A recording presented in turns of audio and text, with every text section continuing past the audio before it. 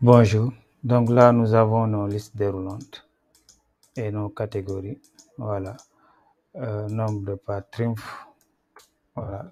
Si j'essaie de saisir par exemple un nombre décimal, par exemple 1,5, c'est refusé. Donc là on peut mettre que des nombres entiers. Si je veux faire mettre un nombre négatif aussi, c'est refusé. Voilà, maintenant nous allons venir ici. Maintenant, nous allons récupérer le salaire de base à partir de ce tableau, du tableau des conventions collectives. Donc, pour cela, vous avez le choix. Vous pouvez utiliser la fonction recherche X ou la fonction recherche V si vous n'êtes pas dans Office 365. Donc, ici, on va dire égal recherche. Bon, on va essayer avec recherche V. Donc, qu'est-ce qu'on va rechercher? On va rechercher ce qui est écrit ici, c'est-à-dire la catégorie. Donc, maintenant, où on va le rechercher? On va venir ici le rechercher, ici, voilà, dans ce tableau. Maintenant, quelle colonne faut renvoyer? Donc, point virgule, faut nous renvoyer. Donc, ça, c'est la première colonne, la deuxième colonne. Donc, il faut nous renvoyer la deuxième colonne. Donc, et on veut une correspondance exacte. On va mettre faux. Voilà. Donc, le salaire de base, la cinquième catégorie, donc c'est 82 632. Là, changer, mettre BTP par exemple, et choisir. Voilà, par exemple P3. Voilà. Là, je vais changer, je vais mettre format. Voilà. Maintenant, ensuite, vous pouvez saisir ici le sur-salaire, les heures sup, forfait heures sup, s'il y a logement, d'autres primes, vous pouvez les mettre là. Donc, le brut fiscal, c'est égal, on va mettre, c'est la somme du salaire de base, sur salaire, forfait heures supplémentaires, logement, voilà. Tout ça va constituer le brut fiscal. Et là, vous avez les avantages en nature, vous pouvez les mettre là. Donc, le brut fiscal sera égal au brut social, augmenté des avantages en nature. Désolé. Maintenant, ici pour l'impôt sur le revenu, on va venir récupérer ici l'impôt annuel. On va le diviser par 12. Voilà, on va voir après comment calculer l'impôt annuel. Donc, pour avoir l'impôt mensuel, on prend l'impôt annuel et on le divise par 12. Voilà. La Triumph, on va faire la même chose. On va prendre la Triumph annuelle et on le divise par 12. IPRES, régime général. Donc, pour l'IPRES, il y a un changement au niveau des plafonds depuis le 1er juin 2022. Donc, les plafonds de l'IPRES ont changé. Donc, c'est passé, ils ont été augmentés de 20%. Donc, le plafond mensuel de l'IPRES pour le régime général est passé de 360 000 à 1 million, à 432 000, soit une augmentation de 20%. On vérifie, on multiplie par 1,2.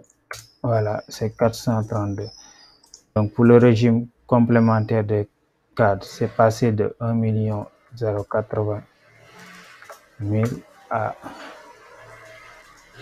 1 296, je crois bien. On va vérifier, multiplier par 1. Voilà, à 1 296 000. Donc ça, c'est les nouveaux plafonds de l'IPRES pour le régime général et le régime complémentaire des cadres. On va enlever ça. Donc, on va revenir ici. Pour l'IPRES régime général, bien sûr, cotisation partie salariale, on va dire que c'est égal sera le minimum entre le brut fiscal multiplié par le taux 5,6%, point virgule, et 432 000. Donc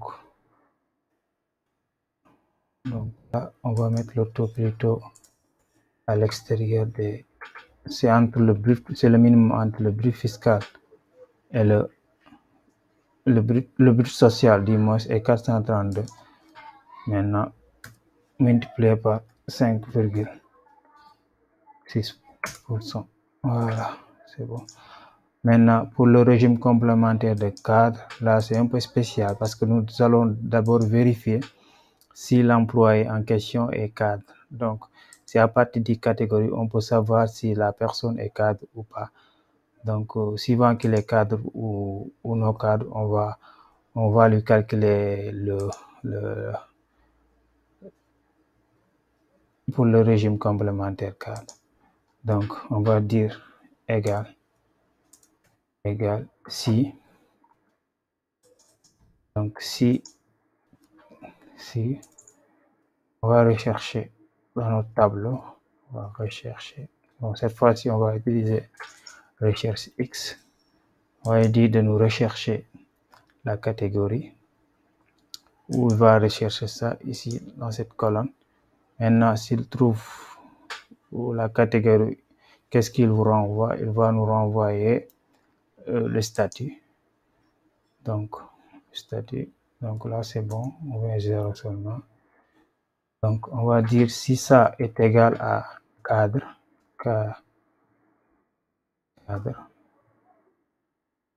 point virgule. Donc, si c'est égal à cadre, on revient ici. On va lui demander, si c'est cadre, de prendre le minimum entre le salaire brut social, point virgule, et 1 296 000. Maintenant, on multiplie par 2,4. Voilà. Sinon, s'il n'est pas 4, il faut mettre 0. Voilà. Donc là, nous avons un cadre. Si on change, déjà, vous allez mettre un agent de maîtrise ici. Là, on a pris de cotisation pour le régime cadre. Voilà. Maintenant, pour l'IPM, pour l'IPM, les taux varient d'une IPM à une autre. Donc, le plafond, c'est 250 000. Et le taux, ça varie entre je vois, entre 2,5, je ne sais plus. En tout cas, le taux n'est pas fixe. Ça varie d'une IPM à une autre. Donc voilà, et c'est pas toutes les entreprises qui ont une IPM. Donc on va laisser tomber pour l'IPM. Donc ici, pour total retenu, nous allons dire que c'est égal somme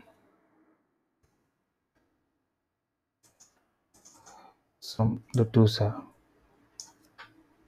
Maintenant, la rémunération nette, c'est le brut social moins les retenues. Donc là, pour indemnité kilométrique et indemnité et prime de transport, nous allons aussi le paramétrer. On va dire si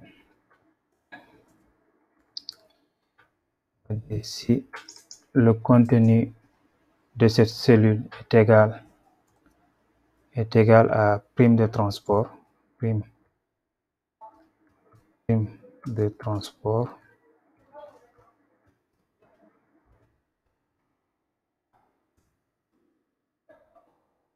dans ce cas, de nous renvoyer 20 800. Sinon, c'est-à-dire s'il y a indemnité kilométrique, de nous renvoyer 50 000.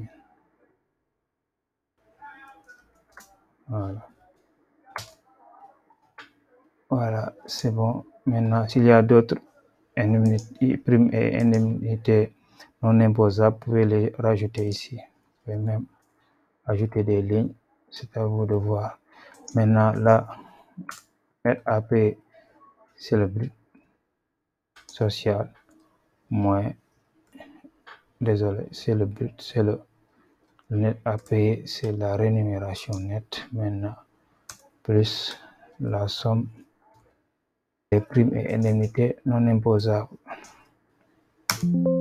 Voilà.